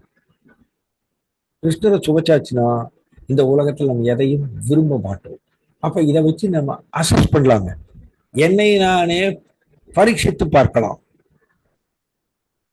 பரீட்சை செஞ்சு பார்க்கலாம், நான் எந்த அளவுக்கு ஆன்மீகத்துல முன்னேறி இருக்கேன் அப்படிங்கறத டெஸ்ட் பண்ணலாங்க. எனக்கு ஏதாவது, ஒவ்வொருத்தருக்கும் தெரியுமே அவங்க அவங்களுடைய ஹிருதயத்துல என்ன ஆசை இருக்கு அப்படிங்கிறது அவங்க உங்களுக்கு தெரியும். ஸோ நான் இதை பார்க்கலாம்,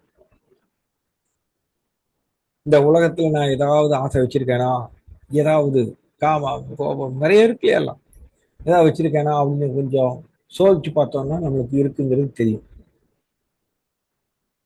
அப்ப இது வச்சுட்டு இருக்கும் பொழுது, இந்த ஜட ஆசைகளை ஹிருதயத்தை வச்சுட்டு இருக்கும் பொழுது, அதே சமயத்துல நான் கிருஷ்ணரை சுவைக்கிறேன், இல்ல நாமத்தை நான் எனக்கு நாம மேல எனக்கு ருச்சி வந்துருச்சு அப்படி இப்படி எல்லாம் சொல்றதெல்லாம் சிம்பிளி கற்பனை தான், முடியாது.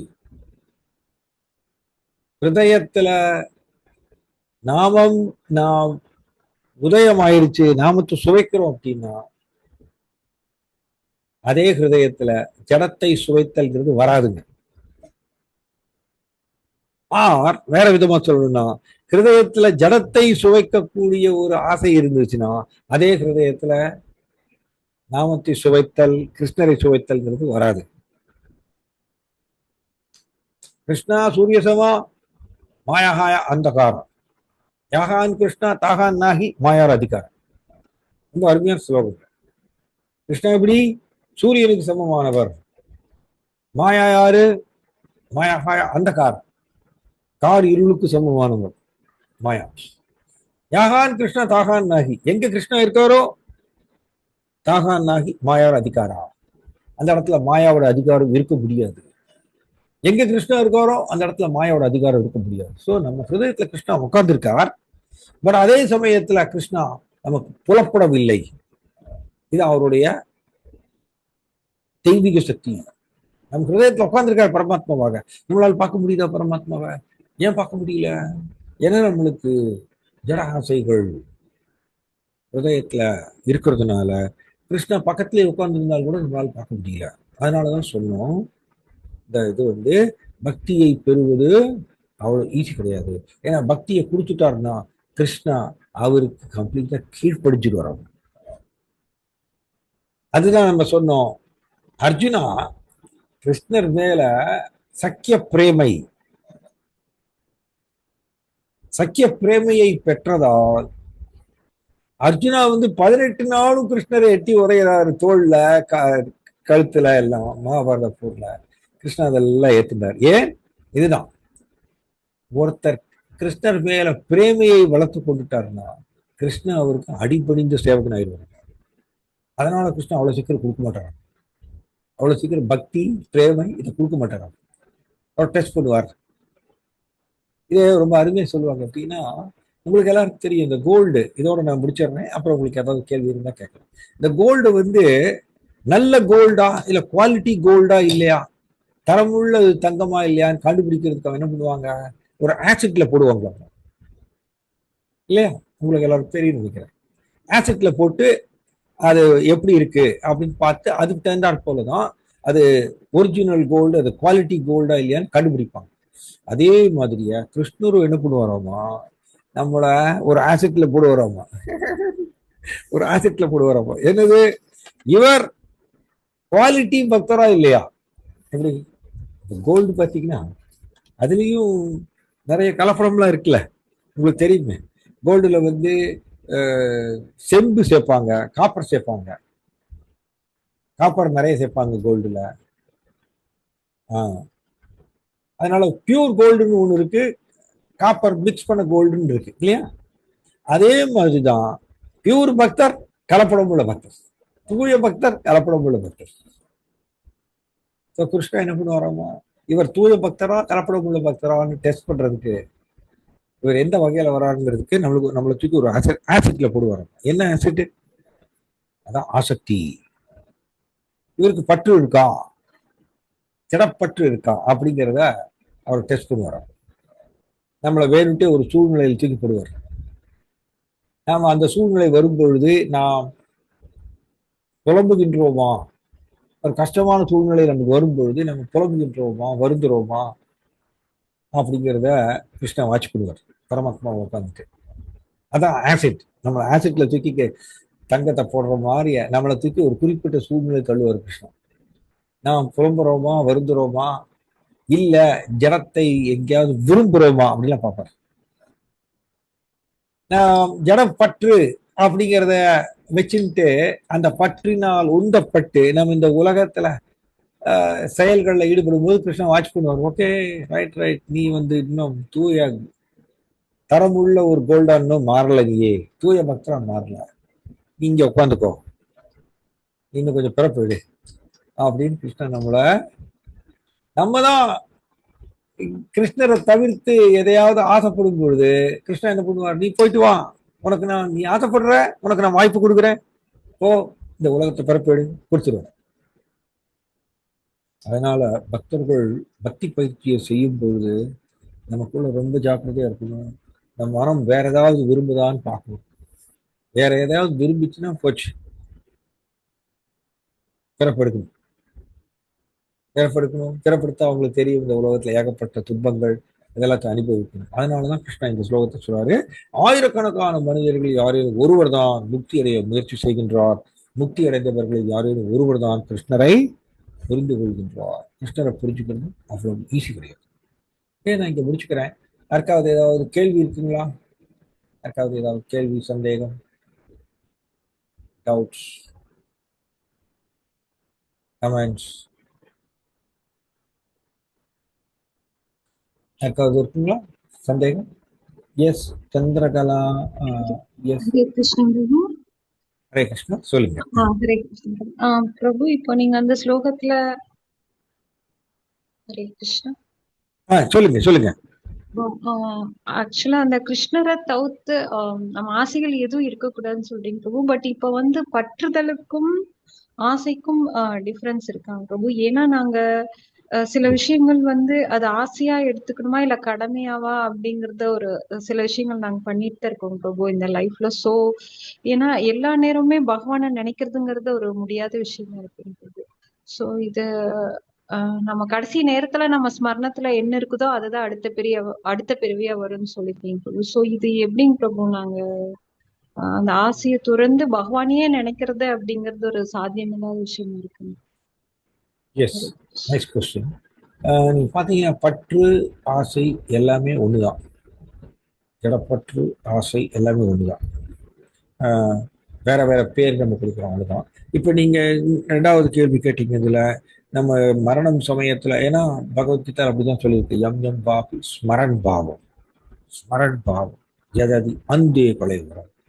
மரணம் சமயத்துல எதை நினைக்கின்றோமோ அப்படிதான் சொல்லியிருக்கு, தன் அவர் அந்த உடலை அடைகின்றார். அப்ப நான் மரணம் சமயத்துல கிருஷ்ணரை நினைக்கிறதுங்கிறது எப்படி? ரொம்ப கஷ்டமான காரியம் இல்லை. மரணம்ங்கிறது ஜீவாத்மாவுக்கு பிடிக்காத ஒன்று, புரியுதுங்களா? நமக்கு எல்லாருக்கும் பயம், மரண பயம் இருக்கு நமக்கு எல்லாருக்கும். மரண பயம், ஐயோ ஏதாவது ஆயிருமோ. ஏன்னா இந்த உடல்ல இருந்து கொண்டு ஜடத்தை அனுபவிக்கணுங்கிற ஆசை இருக்கிறதுனால மனுஷனுக்கு மரணம்ங்கிற ஒரு சூழ்நிலை வரும்பொழுது பயந்து நடுக்கிறான். எல்லாருமே அப்படிதான். அப்ப அந்த மாதிரியா இக்கட்டான சூழ்நிலையில ஆத்மா அந்த உடலை விட்டு பிரியக்கூடிய நேரம், அந்த நேரத்துல எப்படி கிருஷ்ணரை நினைக்கிறது? கிருஷ்ணரை நினைச்சா தானே கிருஷ்ணருடைய உலகத்துக்கு போக முடியும்னு சொல்றாரு. கிருஷ்ணர் எப்படி நினைக்கிறது? அதனாலதான் நீங்க கேட்ட கேள்வியே பதில் இருக்குங்க. நான் கிருஷ்ணரை டெய்லி நினைத்து நினைத்து பழகும் பொழுது அதுக்கு தகுந்தாற் போல நம்மளுடைய அனுபவிக்கணுங்கிற அந்த ஆசை, சுபாவம், மனப்பான்மை அதெல்லாம் கரையும். எவ்வளவுக்கு எவ்வளவு கிருஷ்ணரை நினைக்கிறோமோ அந்த அளவுக்கு கரையும். யஸ்மரே புண்டரீகாட்சம் சபாஹ்யா அபியந்தர சுச்சுகி. இது ஆச்சமனம் பண்ணும்பொழுது இந்த மந்திரத்தை சொல்லுவோம். அந்த அர்த்தம் என்னன்னா, தாமரை போன்ற அழகான கண்களை உடைய கிருஷ்ணரை தியானிக்கும் பொழுது, நினைக்கும் பொழுது உள்ளும் புறமும் தூய்மை அடைகின்றது. நமக்கு எல்லாருக்கும் புற தூய்மை தெரியும். புற தூய்மை நம்ம சோப் போட்டு குளிக்கிறது, புது ட்ரெஸ் போட்டுக்கிறது, இதெல்லாம் ஓகே, அது ரொம்ப முக்கியம் இல்லைங்க. ஏன்னா உடல் எரிஞ்சு போயிடும். அண்ட் உள் தூய்மை ஏற்படுகின்றதாமா கிருஷ்ணரை நினைக்கும் பொழுது. அப்ப இதுதாங்க நம்மளுக்கு வழி. எவ்வளவுக்கு எவ்வளவு நான் மனசுல கொஞ்சமா நினைச்சாலும் கூட ஃபுல் டைம் நம்மளால கிருஷ்ணரை நினைக்கிறதுங்கிறது, அது பிரேமை நிலைக்கு உயர்ந்தவர். எப்படி பிரேமை நிலைக்கு உயர்ந்தவர் 24 hours கிருஷ்ணரை நினைப்பார் இயல்பாகவே. இப்ப நாம் பிரேமைக்கு உயராததுனால கட்டாயப்படுத்தி கிருஷ்ணரை மனசுல நினைக்கணும். கட்டாயப்படுத்தி மனசை கிருஷ்ணருடைய நினைவுல நிறுத்தும் பொழுது என்ன ஆகுறதுன்னா, அந்த அளவுக்கு மனசுல இருக்கக்கூடிய அனுபவிக்கணுங்கிற இந்த சுபாவம்லாம் கரையிறது. இப்படி நம்ம டெய்லி பிராக்டிஸ் பண்ணணும், மனசுல கிருஷ்ணரை நினைக்கிறத. பண்ண பண்ண பண்ண அனுபவிக்கணுங்கிற சுபாவம் கரையிறது. அது 0 ஒரு நாள். எவ்வளவு தீவிரமா நம்ம ஸ்மரணம் பண்றோமோ அந்த அளவுக்கு. ஓகேங்களா மாதாஜி? உங்களுக்கு ஹரே கிருஷ்ணா, ஹரி போல். தேங்க்யூ. ஹரே கிருஷ்ணா. கிரண் விஜய் சார், உங்களுக்கு என்ன கேள்வி? ஹரே கிருஷ்ணா பிரபுஜி. ஹரே கிருஷ்ணா, சொல்லுங்க. பிரபுஜி, இப்போ நீங்க சொல்லுங்க. பிரபுஜி, இப்போ நீங்க சொன்னீங்கல்ல, இப்போ கோலோக பிருந்தாவனத்துல இருந்து நம்ம கிருஷ்ணர் வேண்டான்ட்டு வந்துட்டோம் அப்படின்னு சொன்னீங்கல்ல. அப்புறம் இந்த பாயிண்ட்டும் சொன்னீங்க, இப்போ நம்ம கிருஷ்ணரோட கலந்துட்டா அவர் பாடியவே எடுத்துக்குவோம், அந்த ஸ்வரூபம் அடைஞ்சிருவோம் அப்படின்னு சொன்னீங்க. இப்போ நம்ம அங்கிருந்து நம்ம வரணும்னு டெசிஷன் எடுக்க முடியுமாங்க பிரபு? இண்டிவிஜுவல் டிசைடரா இருக்க முடியுமா? அந்த ஆத்மாக்கு அந்த கெப்பாசிட்டி இருக்காங்க பிரபு? ஏன்னா அவரோட கலந்துறோம்னு சொல்றீங்க, அதனால கேக்குறேங்க பிரபு. அந்த ஆத்மாவுக்கு ஜீவாத்மா பரமாத்மாவோட கலந்த மேல அதுக்கு அகெயின் பிறவி எடுக்கணும் அப்படிங்கிற ஆசை வருமாங்க பிரபு? இல்ல அது டிசைட் பண்ணி வர்றதுக்கு வாய்ப்பு இருக்குங்களா? ஃபர்ஸ்ட் ஆஃப் ஆல், நம்ம கிருஷ்ணா கூட கலக்கிறத பத்தி நம்ம சொல்லலை. கிருஷ்ணா மாதிரியே தெய்வீக உடலை பெறுவோம். அப்பயும் நம்ம தனியா தான் இருப்போம். வைகுண்ட லோகம் போனாலும் கிருஷ்ண மாதிரியே தெய்வீக உடலை பெற்று தனியா தான் இருப்போம். கிருஷ்ணன் தனியா பகவான் இருப்பார். ஸோ கலக்கிறதுங்கிறது கிடையாது, ஒண்ணு. ஸோ ரெண்டாவது, நம்ம எல்லோருமே அங்கிருந்து இங்க விழுந்திருக்கோம். வைகுண்ட லோகத்திலிருந்து முதல் தடவையா இங்க விழுந்திருக்கோம். விழுந்தது கோடிக்கணக்கான ஜென்மம் ஓடியாச்சு. நம்ம இன்னும் திரும்பி போகவே இல்லை, இங்கேயே உட்காந்துட்டே இருக்கோம். எப்படி விழுந்தோம்? அங்கிருந்து சிம்பிளி ஆசைப்படுறதுனால. நான் கிருஷ்ணரை விட்டுட்டு செப்பரேட்டா ஜடத்தை அனுபவிக்கணும் அப்படிங்கிற ஒரு ஆசைப்பட்டதுனால அந்த ஆசையை கிருஷ்ணன் பார்க்கிறார். ஓ, என்னோட குழந்தை, நம்ம எல்லாரும் கிருஷ்ணனோட குழந்தைகள் தான். ஸோ என்னோட குழந்தை ஜடத்தை அனுபவிக்கணும்னு ஆசைப்படுது, நான் இல்லாம சரி நான் ஏற்பாடு பண்றேன். இப்படிதான் ஏற்பாடுகள் நம்மளால பண்ண முடியாது, நமக்கு அந்த கெப்பாசிட்டி கிடையாது. ஜட உலகத்தை சிருஷ்டி பண்ற கெப்பாசிட்டி எல்லாம் நமக்கு இருக்கா? இல்ல. ஏற்பாடுகள் கிருஷ்ணா தான் பண்ண முடியும். ஆனா நம்ம ஆசைப்பட்டதுனால கிருஷ்ணா ஜடத்துக்குள்ள நம்ம தூக்கி போடுறாரு, ஜட உடலை பெறுமாறு. இப்படிதான் நம்ம வந்திருக்கோம். இப்பொழுது நாம் இந்த ஜட உலகத்துல இப்ப நம்மளுக்கு எல்லாருக்குமே வாழ்க்கையில பல பல துன்பங்களை எதிர்கொள்வாங்க. பல பல துன்பங்களை எதிர்கொள்ளும் பொழுது நமக்கு ஜட உலகம் போரும் அப்படிங்கிற ஒரு மனப்பான்மை வரும், ஒரு விரக்தி ஏற்படும், ஒரு பற்றின்மை. அதுக்கு தான் நம்ம துன்பங்களை எதிர்கொள்றோம். மாயா துன்பங்களை ஏன் கொடுக்குறாங்கன்னா இதுக்கு தான். அப்பொழுதுதான் ஜட உலகம் மேல ஒரு பற்றினை ஏற்பட்டு தன் ஹரே கிருஷ்ணா நம்ம ஜபம். நீங்க ஜபம் பண்றீங்களா? ஹரே கிருஷ்ணா ஜபம் பண்றீங்களா? Yes Prabhu, yes Prabhu. Very good. என்னால முடிஞ்ச அளவுக்கு பண்றேங்க பிரபு. இவ்வளவு டார்கெட் வச்சு என்னால பண்ண முடியல, பட் என்னால முடிஞ்ச அளவுக்கு நான் பண்றேங்க பிரபு. பண்ணுங்க பண்ணுங்க. ஏன்னா கலியுகத்துல நாம கிருஷ்ணனுடைய நாமத்தை ஜபம் செய்ய செய்ய செய்யதான் நம்மளுக்கு இந்த அனுபவிக்கணுங்கிற இந்த ஸ்வபாவம் எல்லாம் எரேஸ் ஆகிட்டே இருக்கும், ப்ரொபோர்ஷனேட் அதுக்கு தகுந்தாற் போல.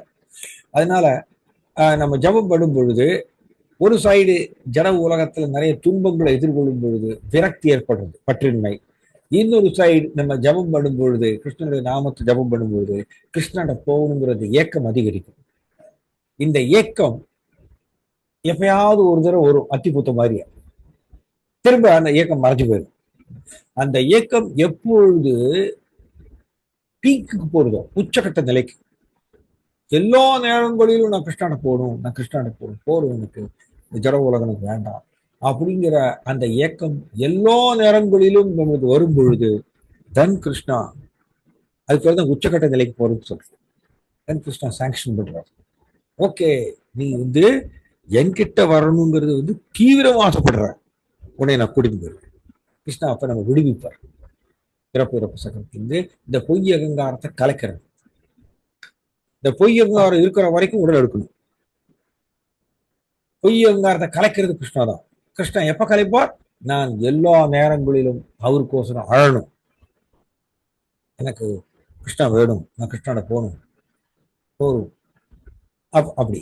அதுக்குதான் இந்த துன்பங்கள் ஒரு தூண்டுகோலாக அமைகின்றது, துன்பங்களை எதிர்கொள்ளும் போது. ஓகேங்களா? இப்படிதான் நம்ம கிருஷ்ணனுடைய உலகத்துக்கு போக முடியும். பிரபு, ஒன் மோர் கொஸ்டின்.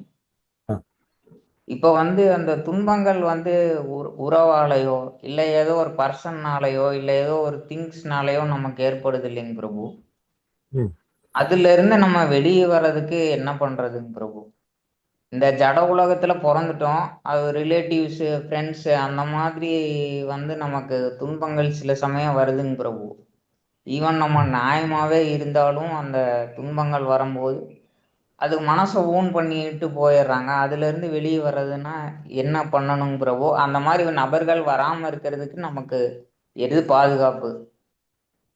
ஆக்சுவலி அந்த மாதிரி நபர்கள் வரத்தான் செய்வாங்க. ஏன்னா தாபத்ரயம், இந்த உலகத்துல 3 விதமான துன்பங்கள் வந்தே தீரும். அதுல ஒன்று பிற உயிரினங்கள் மூலமா வரக்கூடிய துன்பம். பிற உயிரினங்கள் மூலமா வரக்கூடிய துன்பங்கிற வகையில மனுஷனும் வரான், மனுஷனும் பிற உயிரினுங்கிற வகையில வரான். அதனால மனுஷன் மூலமா நமக்கு துன்பம் வரும். நம்மளை புண்படுத்திடுவாங்க, ஏதாவது பேசிடுவாங்க, நம்மளை ஏமாத்திடுவாங்க, இந்த மாதிரி ஏதாவது நடக்கும். ஆனா இதுல நான் மனம் இதை நினைச்சு நினைச்சு வருந்திட்டே இருக்கும். இந்த மாதிரி படித்தானே, இந்த மாதிரி படித்தானே, ஏன் இந்த மாதிரி பண்ணோம் அப்படின்னு வருந்திட்டே இருக்கும். அந்த வருத்தம்ங்கிறது நம்மளை ஒரே சித்திரவதை பண்ணும், நம்மளால தூங்க முடியாது, எல்லாம் பண்ணும் இந்த மாதிரி. அதனாலதான் நான் முன்னாடி சொன்ன மாதிரியா, அதாவது மழை பெய்யத்தான் செய்யும், கொடை பிடிக்க தெரியணும். மழை பெய்யக்கூடாதுன்னு நம்ம சொல்ல முடியாது, மழை பெய்யத்தான் செய்யும். பட் நான் நனையாம இருக்கிறதுக்கு கொடை பிடிக்கப்படணும். அதே மாதிரிதான் ஜட உலகத்துல பிற உயிரினங்கள் மூலமா வரக்கூடிய துன்பம் அப்படிங்கிறது வந்துட்டே தான் இருக்கும், அது தடுக்க முடியாது. ஆனா நான் பாதிக்கப்படாம இருக்கிறதுக்கு என்ன வழி? நான் பாதிக்கப்படாம இருக்கிறதுக்கு வழி, நான் கிருஷ்ணரை நினைக்க வேண்டும். ஏன்னா மனசுல தானே இந்த ஊண்டு வருது, மனசுல தானே இந்த புலம்பல்ங்கிறது வருது. அதனால மனசுல நாம் கிருஷ்ணரை நினைக்க நினைக்க இந்த கஷ்டமான ஒரு கசப்பான ஒரு அனுபவத்தால் நாம் பாதிக்கப்படாமல் இருக்க முடியும். மனசுல கிருஷ்ணரை நினைக்கும் போது இதுதான் இம்பார்ட்டன்ட். இதை நம்ம பண்ணிட்டே இருந்தீங்கன்னா எவ்வளவு நம்ம கசப்பான அனுபவம் ஏற்பட்டாலும் நாம் புலம்ப மாட்டோம், வருந்த மாட்டோம், கவலைப்பட மாட்டோம். ஏன்னா நல்லா புரிஞ்சுக்கணும், இந்த புலம்புதல் வருந்துதல்ங்கிறது ஃபர்ஸ்ட் மனசுலதான் ஏற்படுகின்றது. அதுக்கப்புறம் தான் வாயில வருது. வாயில ஐயோ இந்த மாதிரி பண்ணிட்டானே, இந்த மாதிரி பண்ணிட்டானே வாயில புலம்புவோம். ஆனா ஃபர்ஸ்ட் மனசுலதான் வரும். அதனால மனசுல நாம் கிருஷ்ணருடைய நினைவிலேயே இருந்தோம்னா இந்த புலம்புங்கிற எண்ணம் மனசுக்குள்ள நுழைய முடியாது. இதை நம்ம பயிற்சி பண்ணணும், தான் நம்ம பாதிப்படணும். அது பாட்டில் வரும், நம்ம பாதிக்கப்படாமல் இருக்கலாம், அது பாட்டு போயிடும், அவ்வளவுதான். ஓகேங்களா? ரைட். ஹரே கிருஷ்ணா பிரபு. ஹரே கிருஷ்ணா. மலர்விழி ஞான பண்டித், உங்களுக்கு இத கேள்வி இருக்குங்களா? ஞான பண்டிதன். ஹரே கிருஷ்ணா. வணக்கம். வணக்கம் பிரபுஜி. இப்போ நாம வந்து இந்த பிறவியில் எத்தனையோ பிறவி எடுத்தங்காட்டி தான் நாம இப்ப வந்து இந்த பக்திக்கு வந்திருக்கிறோம் நாம நினைக்கிறேங்க. இன்னும் இந்த பிறவியெல்லாம் கடந்து அப்புறம் மறுபடியும் நம்ம பகவான்ட்டு போய் சேர்றதுக்கு இன்னும் எத்தனை இது பண்ணணுங்க? நம்ம எப்படி நம்ம நல்ல வழிக்கு வந்திருக்கிறோமா அப்படிங்கறது எப்படி நம்ம தெரிஞ்சுக்கிறதுங்க பிரபுஜி? எஸ், ஆக்சுவலி நாம் இந்த ஜென்மத்துல பக்தி எடுத்துட்டு இருக்கோம். ஹரே கிருஷ்ண மகாமந்திரத்தை ஜபம் பண்றோம். நீங்க ஜபம் பண்றீங்களா? நீங்க ஹரே கிருஷ்ணா ஜபம் பண்றீங்களா? ஜபம் பண்றீங்களா? கேக்குதுங்களா நான் பேசுறது? ரைட். ஹரே கிருஷ்ணா ஜபம் பண்றீங்க, ஜபம் பண்றீங்க நீங்க. சோ இப்ப நம்ம எத்தனையோ கோடிக்கணக்கான ஜென்மங்களுக்கு அப்புறம் இப்ப நம்ம பக்தி பயிற்சியை எடுத்துட்டு இருக்கோம். அதான் நான் அடிக்கடி சொல்லுவேன், பக்தி பயிற்சி வேற, பக்தி வேற. பக்திங்கிறது உயர்ந்த நிலை, பக்தி பயிற்சிங்கிறது நாம பயிற்சியாளராக இருந்து பயிற்சி செய்யறோம், அவ்வளவுதான். சோ இப்ப இன்னும் எத்தனை ஜென்மம் நம்ம எடுக்க வேண்டியிருக்கும்? அது வந்து எப்படின்னா ஒவ்வொரு ஆத்மாவுடைய அனுபவிக்கணுங்கிற மனப்பான்மையை பொறுத்து இருக்கு. ஒரு சில பேருக்கு இந்த ஜடத்தை அனுபவிக்கணுங்கிற மனப்பான்மை ஒரு 40% இருக்கலாம். இன்னொரு நபருக்கு வந்து ஜடத்தை அனுபவிக்கணுங்கிற மனப்பான்மை ஒரு 80% இருக்கலாம். நான் கிருஷ்ணரை இங்க கிரண் விஜய் சார் கேள்வி கேட்ட மாதிரியா, கிருஷ்ணரை நினைக்க நினைக்க நினைக்க கேக்குதுங்களா?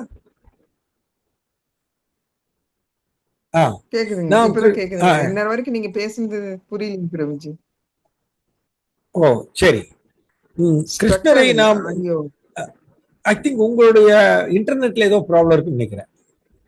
மற்றவங்களுக்கு எல்லாம் கேக்குதுங்களா? எல்லாரும் கேக்குது. உங்க இதுல ஏதோ இன்டர்நெட்ல ஏதோ சம் இஷ்யூ இருக்கு, அதனால கொஞ்சம் விட்டு விட்டு வருது உங்களுக்கு. இருந்தாலும் நான் சொல்லிடுறேன், நாம் கிருஷ்ணரை நினைக்க நினைக்க நினைக்க இந்த நமக்குள்ள இருக்கக்கூடிய இந்த அனுபவிக்கணுங்கிற இந்த ஸ்வபாவம் குறையிறது. இப்ப நான் சொன்னேன், ஒருத்தருக்கு எல்லா நபர்களும் ஒரே மாதிரி கிடையாது. நபர் சொன்னாலே அவருக்கு வேறுபாடு உண்டு, அந்த விருப்பு வெறுப்பு மாறி மாறி இருக்கும். ஒரு சில பேருக்கு வந்து ஜடத்தை அனுபவிக்கணுங்கிற மனப்பான்மை 60% இருக்கலாம். ஒரு சில பேருக்கு ஜடத்தை அனுபவிக்கிற மனப்பான்மை 30% இருக்கலாம். 30% உடைய நபர் வந்து பக்தி பயிற்சி செய்யும் பொழுது சீக்கிரமாவே அவர் விடுபட்டு கிருஷ்ணன் உலகத்துக்கு போயிடுவார். 60% ஜடத்தை அனுபவிக்கணுங்கிற மனப்பான்மை உடையவர் கொஞ்சம் அதிகமா ஜென்மம் எடுக்க வேண்டியிருக்கும். அதனால திட்டவட்டமா நம்ம கரெக்டா இப்படி கணக்கு போட்டாலும் சொல்ல முடியாது, நம்ம இவ்வளவு ஜென்மம் தான் எடுப்போம் அப்படின்னு யாராலும் சொல்ல முடியாது. ஏன்னா நம்மளுக்கு 5 விரல் ஒரே மாதிரி கிடையாதுங்க. அதே மாதிரியா நபர்களும் ஒரே மாதிரி கிடையாது. அவங்களுக்கு சுதந்திரம் இருக்கிறதுனால ஒவ்வொருத்தரும் ஒவ்வொரு விதமா விரும்புவாங்க ஜடத்தை. ஸோ யார் ஜாஸ்தி அதிகமா விரும்புறாங்களோ அவங்களுக்கு அதிக பிறப்பு. கம்மியா ஜடத்தை விரும்பக்கூடிய நபர்கள் சீக்கிரமாவே ஒரு 10 ஜென்மம் 15 ஜென்மத்துல விடுபட்டு போயிடுவாங்க. நம்ம ஜீரோவா எப்பொழுது 0% வரோமோ, ஜடத்தை அனுபவிக்கிறங்கிற மனப்பான்மை 0 ஆகுதோ அப்போ நம்ம கிருஷ்ணனுடைய உலகத்துக்கு உடனே கூட்டிட்டு போயிடுவோம். ஓகேங்களா? ஸோ இது ஜீவாத்மாவுடைய விருப்பை பொறுத்து இருக்கு. ரைட், நான் இங்க முடிச்சுக்கிறேன்.